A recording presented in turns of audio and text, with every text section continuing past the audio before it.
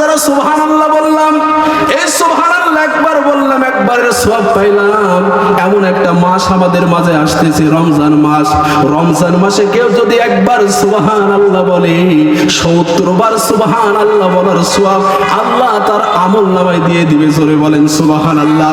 এমন একটা মাস আসতেছে, এখন যদি আপনি সুন্নাত পড়েন, নফল পড়েন, সুন্নাত নফল নামাজ পড়ারই সওয়াব পাবেন। কিন্তু কোন ব্যক্তি যদি রমজানুল মুবারক মাসে সুন্নাত পড়ে, নফল পড়ে, তাহলে আল্লাহ তাআলা তাকে ফরজ পড়ার সমান সওয়াব তার আমলনামায় দান করে দেয়। জোরে বলেন আল্লাহু আকবার। ও মুসলমান, শুধু তাই নাই, কোন ব্যক্তি যদি একটা ফরজ আদায় করে আল্লাহ তাকে 70টা ফরজ আদায় করার সওয়াব দান করে দেয়। বলেন আল্লাহু আকবার। আরো চিৎকার মেরে বলেন আল্লাহু আকবার। ও মুসলমান, ভাইয়ের জন্য আল্লাহকে ভয় করার দরকার, আল্লাহকে মানার দরকার।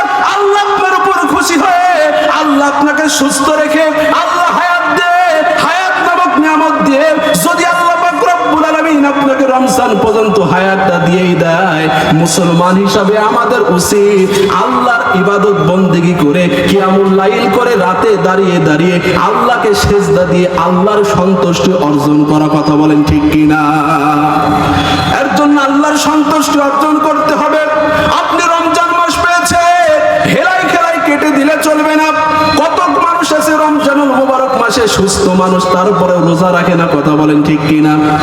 সুস্থ মানুষ তারপরেও রোজা রাখে না। দোকানগুলো সুন্দরভাবে ঘন্টা দিয়ে সাজানো হয়। কথা বলেন ঠিক কিনা? ও মুসলমান, তোমার কি লজ্জা করে না? আল্লাহ তোমাকে এত সুন্দর একটা বডি দিয়েছে, এত সুন্দর দেহ দিয়েছে, তারপরেও তুমি রোজা রাখো না। মুমিন হিসাবে উচিত রমজানকে সম্মান করে রোজা রাখা। কথা বলেন ঠিক কিনা? লিল্লাহি তাকবীর। আরো জোরে বলি লিল্লাহি তাকবীর।